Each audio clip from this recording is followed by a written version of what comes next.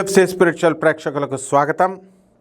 ఈ వారం శుభ సమయాలు ఎలా ఉన్నాయో పరిశీలిద్దాం. ముందుగా మనకి ఈ యొక్క మాఘమాసం బహుళ చవితి 16వ తేదీ వచ్చింది.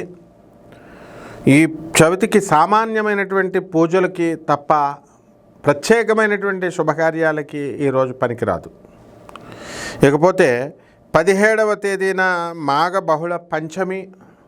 ఈ రోజున పెళ్ళిళ్ళు చేసుకోవచ్చు, గర్భధాన ముహూర్తాలు పెట్టుకోవచ్చు, తర్వాత శుభకార్యాలు అన్నీ చేసుకోవచ్చు, గృహప్రవేశాలు ఇవన్నీ కూడా, ఉపనయనాలు అన్నీ కూడా. ఇక 18వ తేదీ మనకి మాఘ బహుళ షష్ఠి వచ్చిందండి. మరి ఈ వారం సుబ్రహ్మణ్యేశ్వర స్వామి వారి యొక్క ఆరాధన, ఆ తర్వాత ప్రయాణాలు, సామాన్యమైన ప్రయాణాలు ఇవన్నీ కూడా చేయొచ్చు. విశేషించి మనము ఈ షష్ఠి రోజున వివాహాలు చేయం, అలాగే శోభన ముహూర్తాలు అవన్నీ కూడా చేసుకోవచ్చు. కానీ ఈ షష్ఠి రోజున మనము గృహప్రవేశ నిర్మాణాలు, గృహ నిర్మాణ కార్యక్రమాలు ఇవన్నీ కూడా మొదలు పెట్టాం. ఇక 19వ తేదీన మాఘమాసం బహుళ షష్ఠి ఉదయం 7:32తో వెళ్ళిపోయి సప్తమి వస్తుందండి. కాబట్టి ఈ రోజున అన్ని రకాలైనటువంటి శుభకార్యాలు చేయొచ్చు, తీర్థయాత్రలు కూడా చేయొచ్చు, పెళ్ళిళ్ళు చేయొచ్చు, శోభనాలు చేయొచ్చు, ఆ తర్వాత గృహప్రవేశాలు అన్నీ కూడా చేయొచ్చు అనమాట. ఇక మనకి 20వ తేదీ మాఘ బహుళ సప్తమి ఉదయం 9:58 వరకు ఉండి ఆ తర్వాత అష్టమి వస్తుంది. కాబట్టి ఏదైనా కార్యక్రమాలు, మీరు శుభమైనటువంటి కార్యక్రమాలు జరుపుకోవాలనుకుంటే ఉదయం 8 గంటలకి మనం జరుపుకోవచ్చు.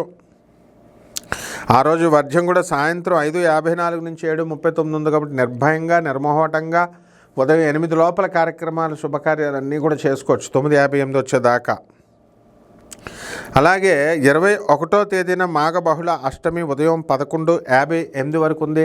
ఈ రోజున ప్రత్యేకించి శుభకార్యక్రమాలన్నీ కూడా చేయకూడదు. అలాగే ప్రయాణాలు ఇలాంటివన్నీ కూడా చేసుకోవచ్చు. నిత్యం ఇంట్లో చేసేటటువంటి పూజలు మాత్రం చేసుకోవచ్చు. ఇకపోతే ఈ యొక్క 22వ తేదీన మాఘ బహుళ నవమి ఈరోజు మధ్యాహ్నం 1:20 దాకా ఉంది.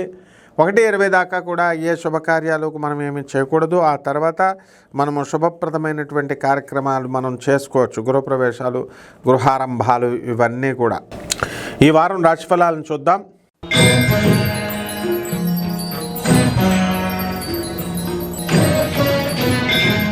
కన్యారాశి. ఈ కన్యారాశి వారికి ఈ వారం అదిరిపోతుందన్నమాట. ఉద్యోగాల్లో ముందంజకు వెళ్ళిపోతారు. ఇదివరకు మీకు జీతభత్యాలు బాగా వచ్చేవి, పని తక్కువగా ఉండేది. ఇప్పుడు పని ఎక్కువ ఉంటుంది, మీరు ఫ్రీ అయిపోయినటువంటి భావనతో మీరు ఈ కన్యారాశి వారు ఉంటారు. కాదు, మళ్ళీ తిరగబడిపోతారు. అదృష్టం తిరగబడిపోతుంది. మీకు బోళ్ళంత డబ్బులు మీరు సంపాదిస్తారు వృత్తి, వ్యాపార, ఉద్యోగ విషయాల్లో. అసలు ఈ కన్యారాశి వారు ప్రేమల్లో పడిపోతారు. మొట్టమొదటిగా వృత్తి వ్యాపారాల్లో నిమగ్నమై ఉండాల్సినటువంటి మీరు ప్రేమల్లో తలమలకలవుతారు. కొత్త కొత్త ఉద్యోగాల్లో చేరతారు. అలాగే కొత్త కొత్త బాయ్ ఫ్రెండ్స్తో మీరు తిరుగుతారు. ఈ విధంగా మీ తల్లిదండ్రులు ఎంత చెప్పినప్పటికీ కూడా, మీ భర్తలు ఎంత చెప్పినప్పటికీ కూడా మీరు వినకుండా మీరు చేయాలనుకునేవి మీరు చేసుకుంటూ ముందుకు వెళ్ళిపోతూ ఉంటారు. కాబట్టి ఈ యొక్క కన్యారాశి వారికి పుస్తకాల పిచ్చి ఎక్కువైపోతుంది. విద్యార్థులు బ్రహ్మాండంగా చదువుతారు. ఇక ఈ యొక్క కన్యారాశి వారికి భార్యాభర్తల మధ్య అన్యోన్యత అనేటటువంటిది తక్కువగా ఉంది. అయితే అన్యోన్యతను బద్దలగొట్టుకుంటూ మళ్ళీ ఈ వారం మీ యొక్క సమస్యలు అనేటటువంటి వాటిని పరిష్కారం చేయగలుగుతారు వాళ్ళు.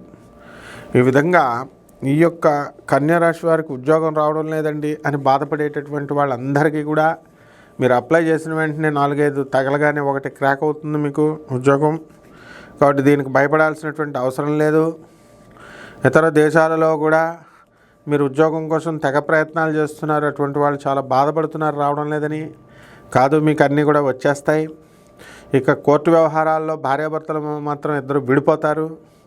ఎందుకంటే కలుద్దామని చెప్పి రీకన్సైల్ చేద్దామని పెట్టినా కూడా అవతల వాళ్ళు మీకు కోఆపరేట్ చేయకపోవడం వల్ల ఇక తప్పనిసరి పరిస్థితుల్లో మీరు విడాకులు ఇచ్చిపారేయడం అనేటటువంటి జరుగుతాయి.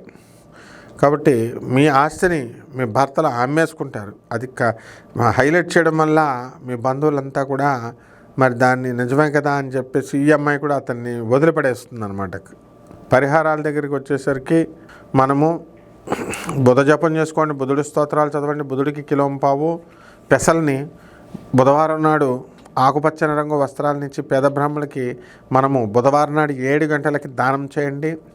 అలాగే దశమహావిద్యల్లో ఒకటైనటువంటి ఈ బుధుడికి సంబంధించినటువంటి దేవత భువనేశ్వరి అమ్మవారి యొక్క మంత్రాన్ని మీరు జపించండి, లేదా మీ ఇంట్లోనే హోమం చేయించుకోండి. బ్రహ్మాండంగా ఉంటుంది. శుభమస్తు.